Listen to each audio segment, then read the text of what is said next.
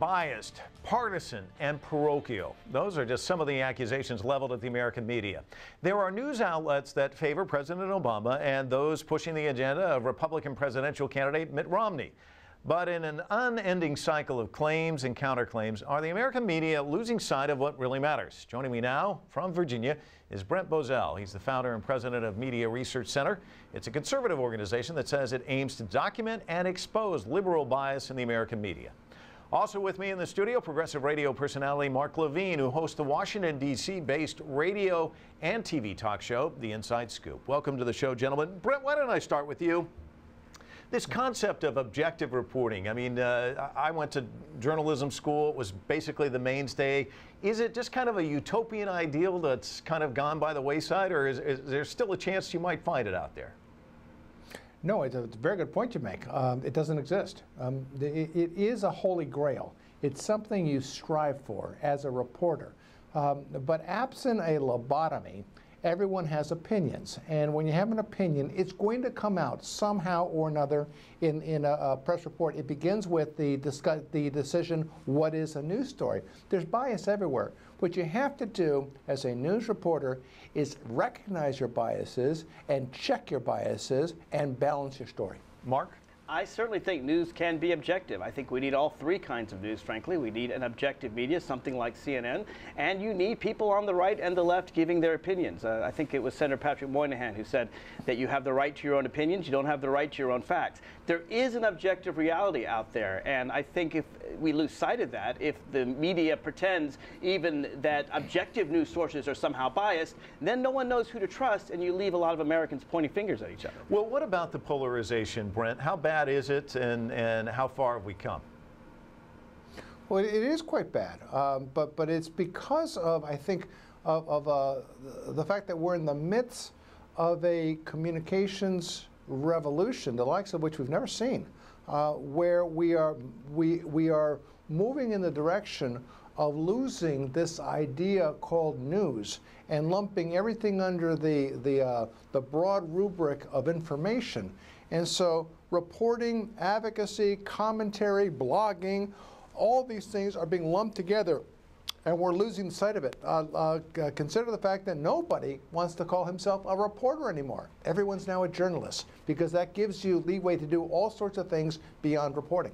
Can you put the genie back in the bottle? Mark? Well, I think we did have a time back in the 1800s in America where virtually everyone was biased. Every newspaper, it seems, supported a political party. But then about 50 years ago, we had a relatively objective news gathering. And, I mean, we had CBS, ABC, NBC. We had 3 channels, and they tried to get the facts right. I still think there are people out there who try to get the facts right. I think CNN's one of them. I have no problem with biased reporting, punditry. I do it, but at least everyone knows where I stand. Everyone knows where Brent Bozell stands. Everyone knows where most of Fox News and most of MSNBC stand, and that's okay as long as you label it right out front. What I don't like is when people who claim to be objective really are being partisan. But Brent, you say that what Mark's saying is not accurate. I mean, you really have issues with ABC and NBC and CBS. You feel like they lean to the left. No, Mark is entirely correct when he distinguishes between the two, and he castigates those who are purporting to be objective when they're not objective. But where I disagree with Mark is the assumption that that reporters are objective because they are in search for facts. Look, you can be as biased as the day is long and still be in search for facts. If you start from a biased perspective on what is news, and you decide a certain news story is news, you can approach that with a serious approach to get it as correctly as possible. Doesn't mean that wasn't biased. That was a news selection bias. I think there's 2 ways to seek facts. I used to be a trial lawyer. When you're a trial lawyer and you seek facts used to build your case. And I make no bones about it. I'm a liberal. I'm trying to build a liberal case. There are true reporters out there who seek facts to know just simply what the facts are. What happened? We need to know what happened in Libya, for example, and do so without a bias to one side or the other. And I think you can do that, and I think it's an honorable thing to do that, and I think we should praise people who do that. Brent, in this election cycle... Go ahead, I'm sorry. Sorry? No, go ahead. Well, I was going to say, in theory, that's true. But in reality, in the real world, it isn't.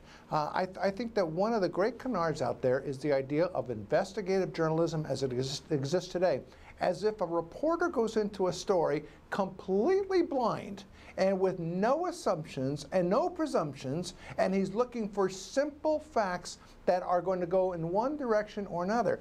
That's not the real world. The real world is that you have a hunch about something. The real world is that you sense something, you think there's something there, and you look for the facts that are going to prove you correct. That's what an investigative reporter does. But, Brent, there's a difference between having a hunch that something happened and having a hunch that your political side is right. I mean, I have a hunch something happened in Benghazi. I don't care whether it comes down to help the president or to help Romney. I want to stop these terrorists. I want to find out what happened. Right. I think Hillary Clinton wants to find out what happened, not to help Barack Obama become president, re-elected, but to find out what happened to protect us for the next time. You can have a hunch something happened without having a hunch that it helps your side or the other side. Well, let me give you an example of what I'm talking about. I mean, this example is as old as the hills. Back in the 1980s, I believe it was Angola, I could be wrong, there was a country in Africa that it was reported by NBC was suffering a tremendous blight with a tremendous famine. And good for NBC, they brought the pictures of the babies with the flies. It was, that awful, awful set of pictures. And what that did was to trigger a huge outpouring of aid for that country. Now, a liberal could be perfectly happy and say that that is exactly what I wanted to see reported, and I wanted to see the reaction to it. Now, a conservative might say, well, now, wait a minute. Why did this happen? What caused the blight? What caused the famine? And then look and see what the Marxists, their government, had done there, and what happened to the aid when it was delivered and it was waylaid to the communist army. Is either one of those stories incorrect? No, they're both correct, but each one of them has a bias. I would hope, just Brent, that both of us would support reporting all the facts, both what happened in Angola and what caused the facts that happened in Angola. Well, let me stop both of you there. I want to show a clip, and I want to get your reaction. And let me just set it up first. Earlier this week, Fox News anchor Chris Wallace was talking to the Republican vice presidential candidate Paul Ryan. He was talking to him about his tax cut plan. Now, Wallace repeatedly pushed Ryan to really explain how he would pay for these tax cuts, and Ryan did not give an answer. Let's listen in. Well, how much would it cost? It's revenue neutral. It doesn't cost $5 trillion. I'm just talking about the cut, and we'll get to the deductions, but the cut in tax rates. The cut in tax rates is lower all Americans' tax rates by 20%. How much does that cost? It's revenue neutral. Well, it's not revenue neutral unless you take away the deductions. That's where I'm asking you, and we're going to get to that in a second. The first half, lowering the tax rates. How much does that cost? $5 trillion? No. The point of showing this is Fox gets slammed a lot for leaning way to the right. Now, let me put the question to you, Brent. Could you see a liberal commentator or reporter going after the president or vice president in the same fashion that Chris Wallace went after Paul Ryan? What doesn't happen? And one of the things that we saw from the debate was this is what happens the first time that Barack Obama is seriously challenged. It just doesn't happen. But I find it very funny that liberals, like my good friend Mark, are always attacking Fox News. But then you see that kind of coverage. That's Chris Wallace just being as hardcore, tough on the Republican vice presidential candidate as possible. Every time Fox News is attacked, I think it's very funny when the people who are attacked are Sean Hannity, Bill O'Reilly, and all the other commentators who are supposed to be commenting, not reporting news. The news reports are never questioned. Well, I actually give Chris Wallace a lot of credit. I give Fox News a lot of credit for allowing Chris Wallace to do what he does on Sundays. I don't think that's most of their coverage, but Chris Wallace gets a lot of credit for asking tough questions. And Brent, I'd like to ask you to give CNN credit. CNN, which a lot of you complain a lot about CNN. You complain that somehow they're not objective, and yet even the Democrats on CNN's panel panned Barack Obama last night. I don't know that he did such a bad job. I guarantee you, though, that if CNN had panned Mitt Romney, you'd be the first on your website to complain, oh no, CNN's out to get Mitt Romney. In this case, even James Carville panned the president because James Carville was trying to find out say what he thought happened rather than going for any kind of political bias. So you should give a lot of praise to CNN for their coverage last night. No, it is true. CNN did do that. And as a matter of fact, virtually every news outlet, with the exception of the New York Times, did it for the simple reason that it was just a complete slam dunk victory for Mitt Romney. There's no way you could sugarcoat that. To their credit, not even MSNBC would Fox News have done it if it had been the reverse? Would Sean Hannity have said Mitt Romney did terrible tonight?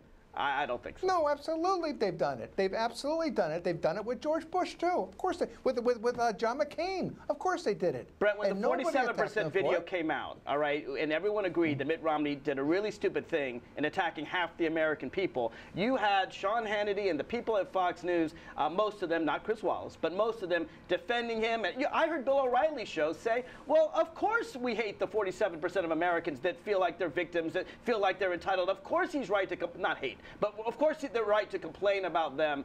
Mitt Romney's absolutely right. That was not what most Americans were thinking.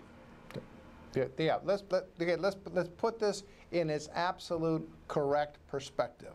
What Mitt Romney was saying, and let's be very clear about this, what he was saying was the exact same thing that Barack Obama would say to his donors if Barack Obama was talking about, say, Texas and Oklahoma. They're not going to do them any good. Why bother about them? That's an analysis. Not what he said, of course. The way Romney said it was terrible. Well, and more than that, he said they felt they were victims. He said they felt they were entitled. He said he felt that he didn't have to worry about them as president. He basically wrote off half of Americans moochers. Look, I'm not here to argue about the 47%. What I'm here to say is that that was a comment that was regularly panned by virtually everyone, except you found he had his supporters in the right-wing press. Okay, we're just about out of time. Brent, you get the last 20 seconds. I will tell you, Fox News carried that story, covered it, news, not commentary.